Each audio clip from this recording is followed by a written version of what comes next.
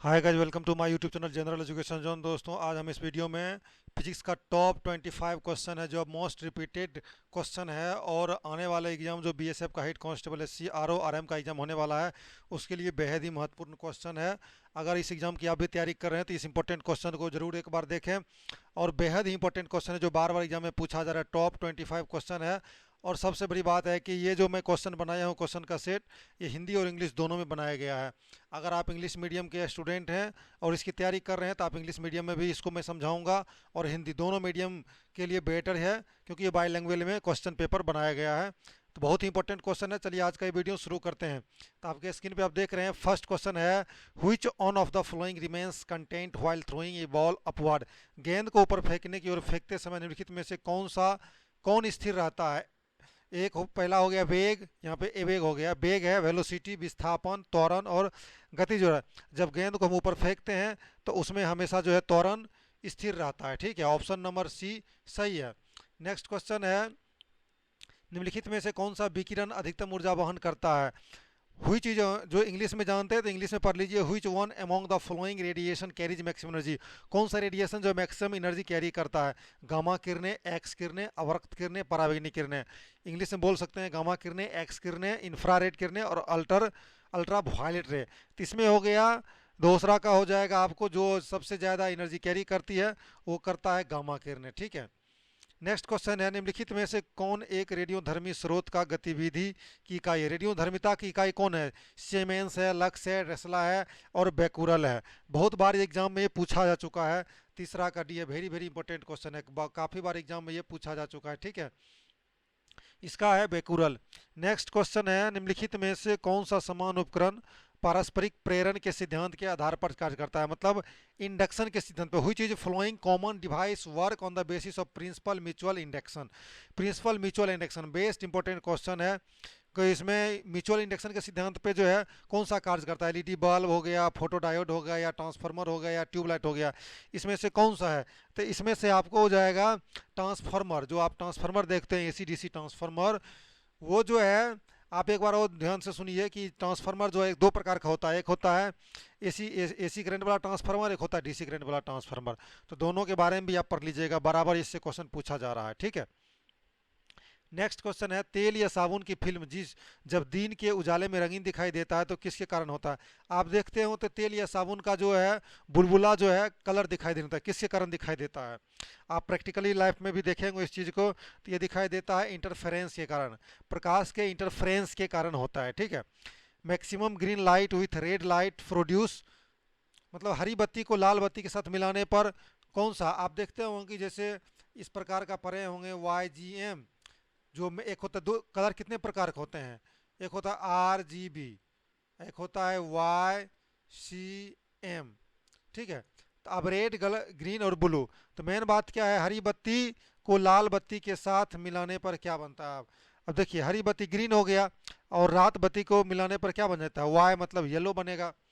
तो छठा का क्या हो जाएगा, सी हो जाएगा। ऊपर में RGB, आर और जी को मिलाने से वो वाई बनेगा येलो, आर और बी को मिलाने से मैंजेटा बनेगा, जी और बी को मिलाने से सी वाला बनेगा। ठीक है, सयान जिसको बोलते हैं। नेक्स्ट है, वॉशिंग मशीन का कार्य सिद्धांत। जो वॉशिंग मशीन है किस सिद्धांत पे कार्य करता है। रिवर्स ऑस्मोसिस पे, डिफ्यूजन पे, सेंट्रीफ्यूजन पे और डायलिसिस पे।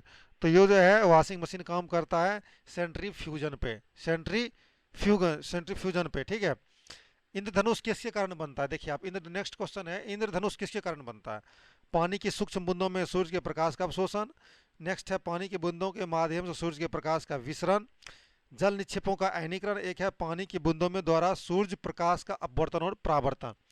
आप अनुमान देखते हो बारिश के मौसम में इंद्रधनुष बनता है, तो वो किसके कारण बनता है। वो बनता है refraction and reflection of sunlight by water fluid. पानी का बूंद जो है सूर्य के प्रकाश का अपवर्तन और परावर्तन दोनों होता है, जिसके कारण ये इंद्रधनुष बनता है। ठीक है। Refraction and reflection of sunlight by water drops. Refraction और रिफ्लेक्शन होता है वाटर ड्रॉप्स में। ठीक है। गेंदों के ऊपर गेंदों को ऊपर की ओर फेंकते समय निम्नलिखित में कौन सा स्थिर रहता है। डिस्प्लेसमेंट, काइनेटिक एनर्जी, एक्सेलरेशन और वेलोसिटी। इस सब में से कौन सा रहता है। जब गेंद को हम ऊपर फेंकते हैं तो कौन सा स्थिर रहता है, मतलब कि बदलता नहीं है।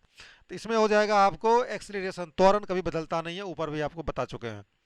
नेक्स्ट है बंदूक को पीछे हटना, किसका उदाहरण है? आप जब गोली चलाते हैं, गोली चलाया जाता है तो बंदूक पीछे की ओर झटका देता है, किसके कारण झटका देता है? तो वो है कंजर्वेशन ऑफ मास।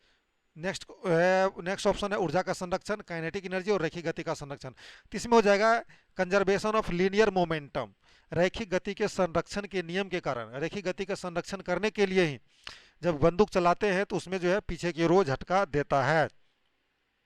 नेक्स्ट है aviation fuel for jet aeroplanes consist of purified.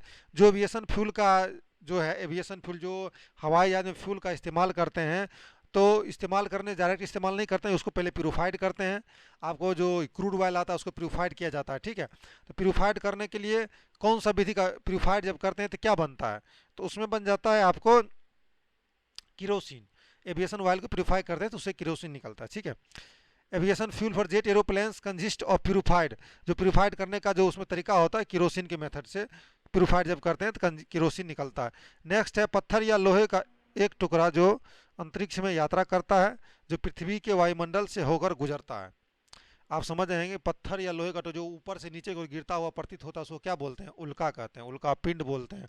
आप देखते होंगे अंधेरी रात में ऊपर से नीचे के चमकता हुआ गिरता कोई पृथ्वी की तरफ आता है तो वो जल के खाक हो जाता है पृथ्वी पर, ठीक है, क्योंकि इतना बेग से गिरता है, उसमें आग लग जाता है, उसको बोलते हैं उल्का पिंड।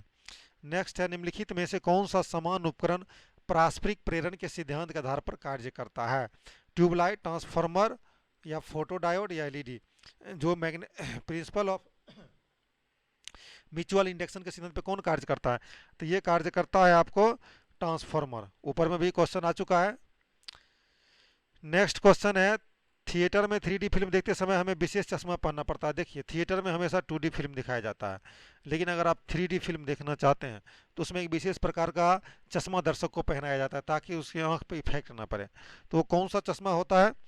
तो वो चश्मा होता है आपको 3D फिल्म विशेष रंग का जिन्हें मानव आंख से महसूस नहीं किया जा सकता है। 3D movie special colours which can not sense by human आई। जो 3D मूवी चलता है उसके ऊपर एक ग्लास लगा दिया जाता है, जो स्क्रीन का प्रोटेक्टर होता है उस पर ग्लास लगाया जाता है, वो मानव आंख को महसूस नहीं होता, ठीक है।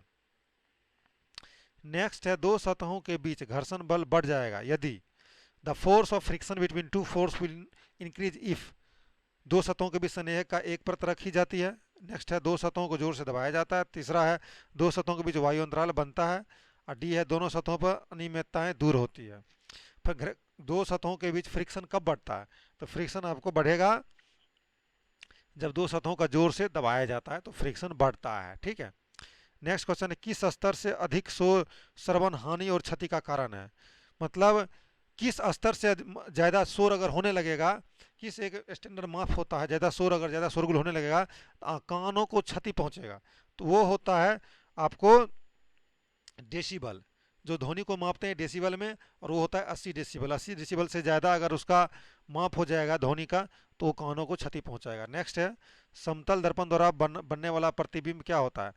लंबवत है उल्टा एक वास्तविक छवि, पार्श्व उल्टा एक बढ़ी हुई छवि। जो समतल दर्पण आप देखते हैं समतल दर्पण है, समतल दर्पण द्वारा जो प्रतिबिंब बनता है वो क्या होता है? वो होता है पार्श्व और उल्टा, लेटरल और इन्वर्सन। हमेशा जो उल्टा बनता है और क्या होता है? लेटरल और इन्वर्सन। नेक्स्ट क्वेश्चन देख लीजिए ऊंचाई पर उड़ते हवाई जहाज के केबिन का दाब होता है। जब हवाई जहाज काफ़ी ऊंचाई पर उड़ता है तो हवाई जहाज के केबिन का दाब क्या हो जाता है? बाहर के बराबर हो जाता है, या बाहर से कम होता है, या बाहर से ज़्यादा होता है? समुद्र तल पर समान वायुमंडलीय दाब, इसमें से कौन सा होगा? तो इसमें से आपको हो जाएगा बाहर से कम होता है, ठीक है। जो बाहर का वायुमंडलीय दाब है उससे कम होता है। आपको पता हो कि ऊपर में वायुमंडलीय दाब क्या होता है? कमेंट बॉक्स में बताइएगा। जब हम पृथ्वी से ऊपर जाते हैं तो वायुमंडलीय दाब घटता है या बढ़ता है? नेक्स्ट है ग्लूकोमीटर के बारे में निम्नलिखित में से कौन सा सत्य है? यह चिकित्सा उपकरण है या गैर चिकित्साकरण उपकरण है? इसका उपयोग हवा में ऑक्सीजन के स्तर को मापने के लिए किया जाता है। इसका उपयोग हवा में नाइट्रोजन के स्तर को मापने के लिए जाता है। तो ग्लूकोमीटर का उपयोग जो है कहाँ किया जाता है? यह गैर चिकित्सा उपकरण है, ठीक है। ग्लूकोमीटर से चिकित्सा उपकरण में कोई मतलब ही लेना देना ही नहीं है, तो ऑप्शन नंबर 20 सही होगा।